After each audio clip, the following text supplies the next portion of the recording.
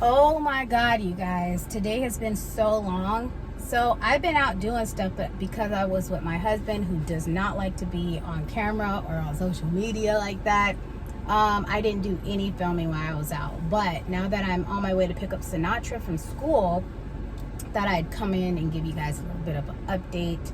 First and foremost, I decided that I'm going to get back on trizepatide and try this again. Let me tell you why. Because trizepatide, what it does, or what it did for me, was it regulated my sugar levels, insulin level, like it did everything. All the inflammation in my body left because it kept me from eating a lot of food, right? And on top of that, when I did eat, I was able to make healthier decisions because I only was able to eat for little portions, right? So when I made the conscious decision to eat, I would always choose healthy foods, whole foods, right?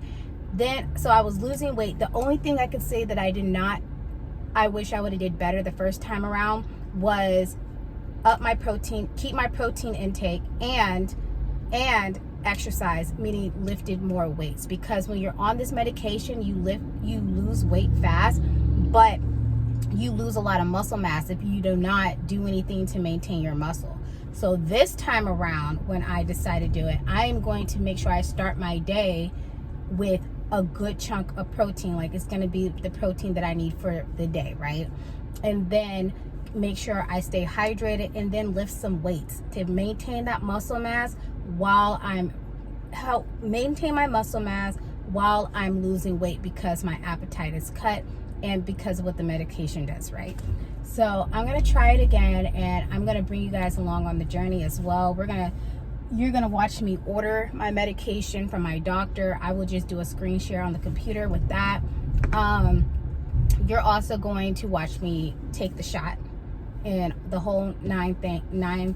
And basically what I do to prepare myself for my medication to come in, I will make sure that I do a grocery shop that is for me, not for the house, what I'm gonna eat. And I actually I eat a lot of fish, but salmon in particular. I eat a lot of salmon, a lot of spinach, and a lot of quinoa, and I make sure I keep a Stanley tumbler of water with me at all times.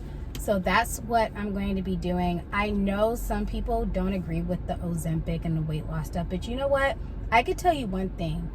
Taking something like that that's helping me lose weight and stuff like that, and it keeps my morale up, and I'm seeing a physical change, it helps. It does help. It really does help. And one thing that I like about it is it makes it to where you are losing weight, and it gives you time to build healthy habits. Now, granted, there are some people who will take this medication and they won't build a healthy habit. They literally won't build the healthy habit. They'll just take it, lose the weight, decide they don't want to do it no more. As soon as they get fat again, or they gain all their weight back, they just start all over. That's not healthy. But what is healthy, I feel like, is if you're going to have a solid plan, which is the first time I didn't have a solid plan, and I didn't gain all my weight back. I went from 196 down to 135 and gained 10 pounds since then. And that was like 6 months ago, almost 6 months ago.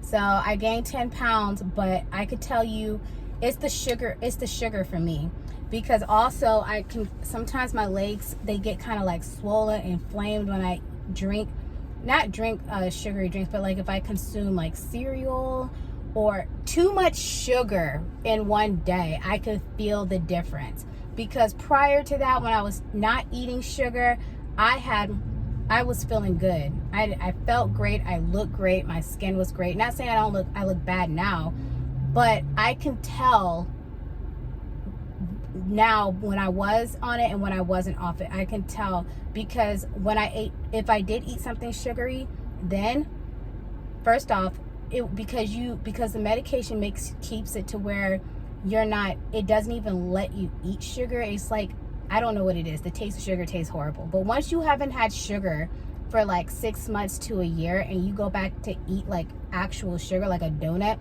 your mouth will go numb. At least mine did. It tastes horrible.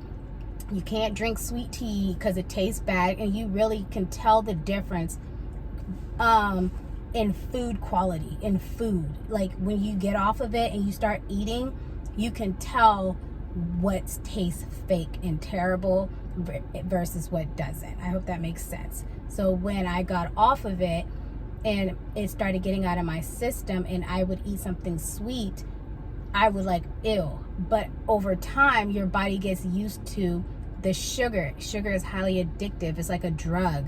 So then all of a sudden, sugar tastes great, right? So you try taking your kid off of sugar, like all sugar products, they'll probably go a little haywire. But then after they're off of it, you're gonna notice if they're the type to get inflamed or they crash early, all that's gonna change. They're gonna be more normal, I guess, less sugar addicts. How about that? But anyway, so I'm gonna try it again. I'm gonna do it again. It's $500 for the valve that I get. I only have to take 10 milligrams or whatever.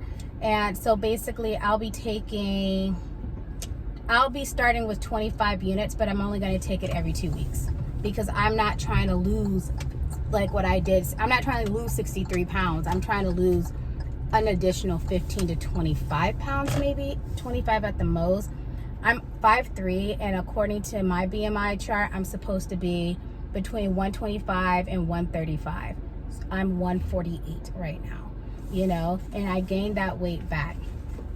So I'm going to do that, but while I'm on this journey, I'm going to be more conscious of my workout, predominantly weightlifting, my protein intake, and what I'm eating, and build those healthy habits. So when I get to my desired goal weight or physique, because sometimes you got to understand that what the scale says, you could be 135 pounds in skinny fat, or you can be 135 pounds of lean muscle and looking good and looking kind of built, real good physique and stuff. There's two different types of body types. So when I was 135 this past time, I was skinny fat. I was just thin, had some loose skin, and had some fat on my body, but I was smaller than what I was. I was 63 pounds lighter, smaller, okay? And it was drastic, and you could tell. And it looked good in clothes. I didn't look bad naked or anything, but it wasn't what I pictured in my head, because while I was losing weight, I was not lifting weights. You understand? So that's what I'm doing right now. I'm making sure that I have a plan of action this time around, and I want y'all to be on the journey with me. Hopefully we can, if you're going to get on it, hopefully you guys will be on my be accountability partner to me, So the next clip, it'll probably be later on this evening. I'll kind of show you guys what I look like, and obviously in bikini form, so you guys can see, and I can tell you what my problem areas are that I it's really hard because I lost a lot of weight in my legs, my stomach, and my butt, and my arms. But one thing that I noticed with my stomach, because I had a baby, it was a little bit of a pooch, right? It was flat, like it was hella flat, but I had a little pooch, and I don't know if that was skin or fat. I was told by my OB that it possibly is fat because I lost so much muscle mass. It probably most likely is skin and fat. So, so anyways, we're just going to see what happens, but this time everything's going to be much more intentional. Yeah, so hopefully you guys tune in for that. I'll be doing it. I'll probably purchase my medication in the next couple of days. So, and I'll definitely let you guys know if I do it earlier in one of the clips. So, but yeah, about to pick up Sinatra, and I will see you guys later on tonight.